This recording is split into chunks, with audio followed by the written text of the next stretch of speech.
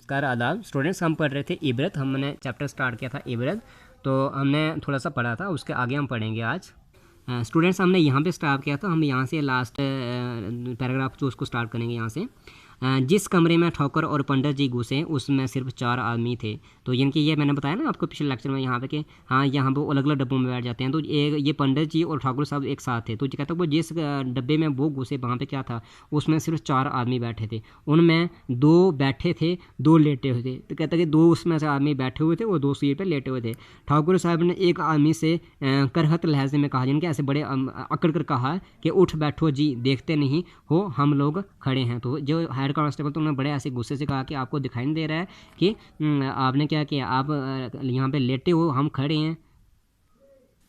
मुसाफिर लेटे हुए बोला, जो मुसाफिर जो लेटा था वो बोला क्यों उठ बैठे जी, कुछ तुम्हारे बैठने का ठेका लिया है? तो वो आगे से कांस्टेबल हेड कांस्टेबल को बोलता है कि हमने क्या ठेका लेके रखा है आपका? तो ठाकुर साहब जो कहते हैं क्या हमने किराया नहीं दिया है? तो मुसाफिर आगे से जवाब देता है जिसे किराया दिया उससे जाकर जगह मांगो।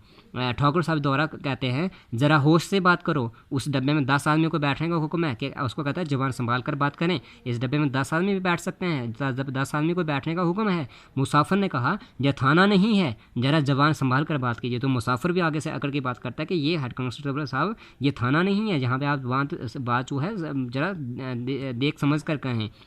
ठाकुर ने गौर से देख कर पूछा तुम कौन हो? तो फिर उसने पूछा कि आखिर तुम कौन हो? तो मुसाफिर कहता है हम वही हैं जिस पर आपने खुफिया फरोशी का इल्ज़ाम लगाया था और जिसके दरवाजे से आप 25 रुपये लेकर टले थे। तो आगे से मुसाफिर कहता है कि मैं वही हूँ जिस पर आप लोगों ने, आप जब हेड कांस्टेबल थे थाने में, आपने मेरे पे इल्ज़ाम लगाया था, खुफिया फरोशी की चोरी का इल्ज़ाम लगाया था और मेरे दरवाजे से आप 25 रुपये का लेकर टले थे, तभी आपने मेरे को छोड़ा था। तो ठाकुर कहता है आहा अब पहचाना? कहता हाँ मैंने पहचान लिया, मगर मैंने तो रियायत कर दी थी। कहता कि हाँ मैंने पहचान लिया, लेकिन मैंने क्या किया, मैंने रियायत कर दी थी, मतलब मैंने आपके साथ फिर भी नरमी बरत ली थी। अगर चालान कर देता तो तुम सजा जा हो जाती, अगर आपका चालान कर देता तो मैं आप सजा भुगत रहे होते। तो मुसाफिर कहता है मैंने भी तुम्हारे साथ रियायत की है, अगर धकेल देता तो तुम गाड़ी से नीचे चले जाते हो। तो मुसाफिर आगे से वही सेम ऐसा ही जवाब देता है कि मैंने भी आपके साथ रियायत की है, अगर मैं भी आपको धकेल देता तो आप ही गाड़ी से नीचे चले जाते।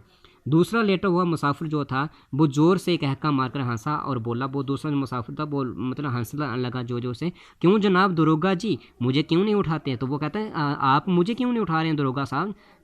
ठाकुर साहब गुस्से से लाल हो रहे थे, तो उसको गुस्सा आ रहा था क्योंकि बैठने के लिए जगह नहीं मिल रही थी, मगर उस वक्त बुरे फंसे थे, लेकिन वो बुरे तरीके से फंस गया था। हालांकि वो मजबूत आदमी थे, हालांकि अगर ठाकुर साहब मजबूत आदमी थे, लेकिन अब ट्रेन में, वहाँ रेलगाड़ी में, डब्बे में फंस गए थे क्योंकि वो बात नहीं मान रहे थे। लेकिन वो दोनों भी कोई हैकर थे, सख्ती से काम ना निकलते। देख कर मुलामित से बोले तुम ही उठ बैठो। तो उसने जब देखा, ठाकुर हेड कांस्टेबल ने देखा कि जबकि यहाँ से नरमी से मतलब सख्ती से काम नहीं हो रहा है, गुस्से से आकर के काम बात हम कर रहे हैं तो हमारा काम नहीं बन रहा है, तो बड़ी नरमी से बोले कि हाँ तुम ही उठ बैठ जाओ, संदूक बेंच पर रखा है उसे नीचे रख दो, बस जगह हो जाएगी। कहता कि आपने संदूक जो है वो सीट पर रखा है, बेंच पर रखा है, इसको नीचे रख दो तो जगह हो जाएगी। तो मुसाफिर आगे से क्या कहता है, जो दूसरा मुसाफिर था, और आप ही क्यों ना नीचे बैठ जाएं? कहता कि मैंने संदूक क्यों उतारना है, आप ही नीचे बैठ जाएं। इसमें कौन सी मशीहत मारी जा रही है कि ये थाना थोड़ी है कि रूप में फ़र्क आ जाएगा।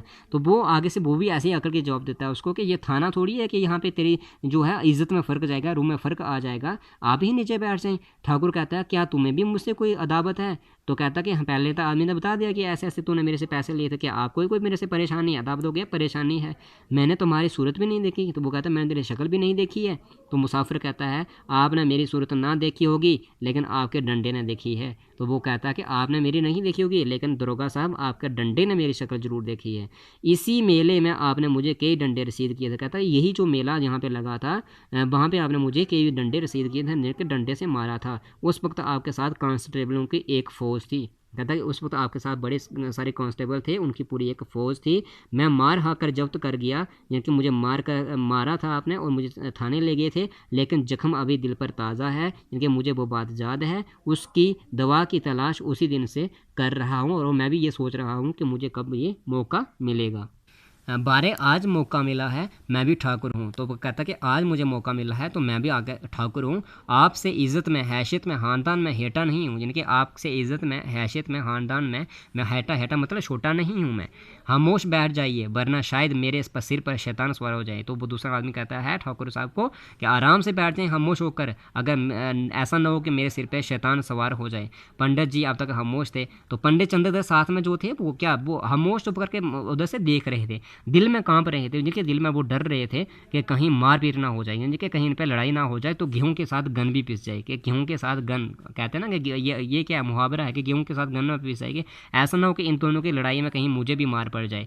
मौका पाकर ठाकुर साहब को समझाया, तो उन्हें पंडित चंद्रधर ने जब भी जैसे मौका मिला उनको ठाकुर साहब को समझाया कि ठाकुर ने तरा देने में हैरत समझी। उन्होंने सोचा कि चुप रहने में ऐसे जिनके अपना हम वक्त निकाल देते हैं। यूं ही तीसरा स्टेशन आया, उन्होंने इस कमरे से बीबी बच्चों को निकाला।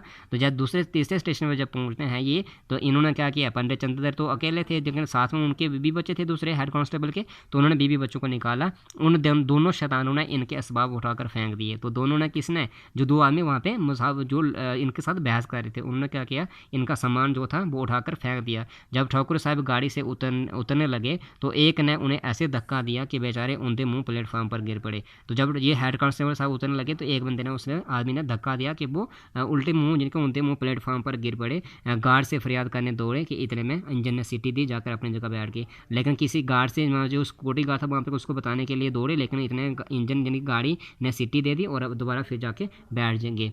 उधर मुंशी बीजनाथ की इससे भी बुरी हालत थी। तो कहता है कि दूसरे डब्बे में मुंशी बीजनाथ की इससे भी बड़ी बुतर हालत थी। सारी रात जागते गुजर गई, इनकी पूरी रात जागे रहे वो, जरा पैर फैलाने की भी जगह ना थी। उनको पैर फैलाने तक भी, इनके पैर हिलाने तक की भी जगह नहीं मिली थी। जेब में शराब की बोतल रख ली थी। किसने, मुंशी बीजनाथ ने शराब की बोतल रख ली थी। हर स्टेशन पर स्टीम तेज़ कर लेते थे, यानी कि वो हर स्टेशन पर जब पहुँचता था तो वो क्या करता था, मतलब उसको थोड़ी सी शराब पी लेता था, मामूल से ज़्यादा पी गया। तो पीते पीते काफ़ी ज़्यादा पी गया।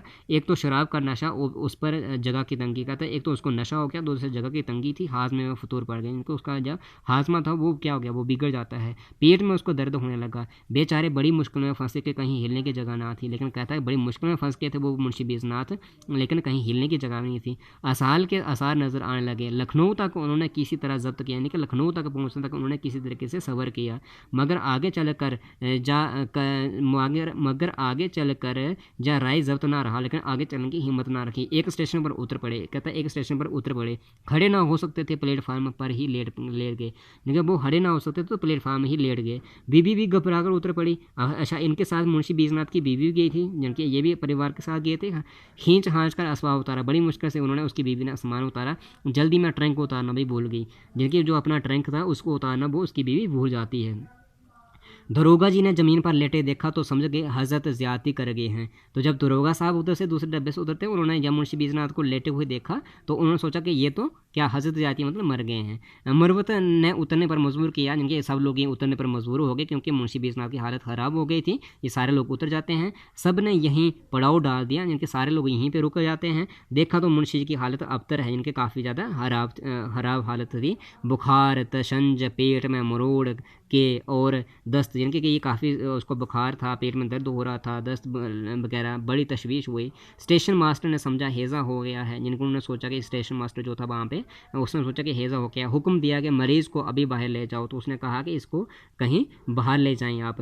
दरोगा ने हर चंद मिनट समाजत की मगर उन्होंने एक ना सुनी। जिनके वहाँ पर जो स्टेशन पर जो वहाँ पर जो मास्टर जो था उसने क्या किया, उसने बोला कि इनको कहीं ले जाएँ, लेकिन दरोगा साहब ने उनको कहा कि नहीं, इनको यहाँ पर रुकने दिए, लेकिन उन्होंने एक भी नहीं सुनी। किसने, स्टेशन मास्टर ने। मजबूरन लोग मुंशी जी को स्टेशन के अहाते से बाहर एक दरख्त के नीचे लाए। तो वो एक दरख्त नीचे लाते हैं उनको। मुनशाइन रोने लगी। मुनशाइन कौन, मुंशी बीजनाथ की बीवी, वो रोने लगी। अब हकीम साहब और डॉक्टर साहब की तलाश हुई। अब हकीम को डॉक्टर साहब की तलाश करने लगे। वहाँ डिस्ट्रिक्ट बोर्ड का एक शफाखाना था, जिनके एक डिस्ट्रिक्ट बोर्ड का शफाखाना क्या होता है, अस्पताल वो था। मगर डॉक्टर का काम कंपाउंडर से लिया जाता था। लेकिन वहाँ पे क्या था, डॉक्टर का काम कौन करता था, कंपाउंडर करता था। स्टेशन के मुलाजमों से मालूम हुआ कि डॉक्टर साहब भी बलौरी के रहने वाले हैं। तो जिनके वो स्टेशन के जो बंदे थे वहाँ पे, उनसे पता हुआ कि ये डॉक्टर जहाँ पे जो कंप्यूटर जहाँ पे जो है वो भी कहाँ का, बलौरी के रहने के, बलौर का ही रहने वाला है। ठीक है, लोगों को तस्कीन हुई, दारोगा जी शफा ने तरफ दौड़े कि जब ये पता चला कि हाँ नहीं हमारे गाँव का ही है वो, तो बहुत बड़ी खुशी से उन शफा खाने की तरफ दौड़े, कंप्यूटर से सारी कैफियत बयान की और कहा आप जरा चलकर उन्हें देख लीजिए। तो उन्होंने सारी कहानी बताई कि ऐसे से मुंशी बिजनाथ जो हैं वो क्या, वो उनकी हालत ख़राब हो गई है और आप वहाँ पे चलकर उनको देखिए। उनका नाम था चोखेलाल। ये चोखेलाल कौन था? ये कंप्यूटर जो डॉक्टर था उसका नाम था। रुखाई से बोले सुबह के वक्त बाहर जाने का हुक्म नहीं है। तो चोखेलाल साहब, डॉक्टर साहब कैसे बोलते हैं कि सुबह सुबह हमें बाहर जाने का हुक्म नहीं है और मैं नहीं जाऊँगा। दरोगा जी तो क्या मुंशी जी को यहीं लाएं? तो दरोगा साहब कहते हैं कि मुंशी जी को यहीं लाएं। चोखेलाल ने कहा आपका जी चाहे तो लाइए। तो उसने कहा कि अगर लाना है तो आप लाएं। ठाकुर साहब ने दौड़ धूप करके एक डोली का बंदोबस्त किया। तो इंजन को उसने बड़ी मुश्किल से कहीं डोली का बंदोबस्त किया। मुंशी जी को लाद कर शफा खाने लाए, डोली पर उसको चढ़ाकर शफा खाने अस्पताल तक लाए। जूं ही बरामदे में कदम रखा, चोखेलाल ने डांट कर कहा डोली नीचे रखो। तो जैसे ही कहता है कि उसने यहाँ पे अस्पताल में बरामदे में कदम रखा, तो चोखेलाल डॉक्टर साहब डांट कर कहते हैं कि डोली नीचे रखो, हैजे के मरीज को ऊपर लाने का हुक्म नहीं है। कि आपको किसने कहा कि इसको हैजे का मरीज है इसको ऊपर चढ़ा दो? बीजनाथ बेहोश थे। तो मुंशी बीजनाथ उधर बेहोश थे जैसे ही उन्होंने आवाज़ सुनी तो पहचाना। तो मुंशी बीजनाथ ने जैसे आवाज़ सुनी तो वो पहचान गए, अरे ये तो चोखेलाल हैं। तो मुंशी बीजनाथ डोली में से कहते हैं कि ये तो चोखेलाल हैं, क्यों भाई मुझे पहचानते हो? तो वो कहते हैं हाँ डोली से कि आप मुझे पहचानते हो? चोखेलाल ने कहा जी हाँ हूँ, पहचानता हूँ। स्टूडेंट्स यहाँ पे स्टॉप करते हैं।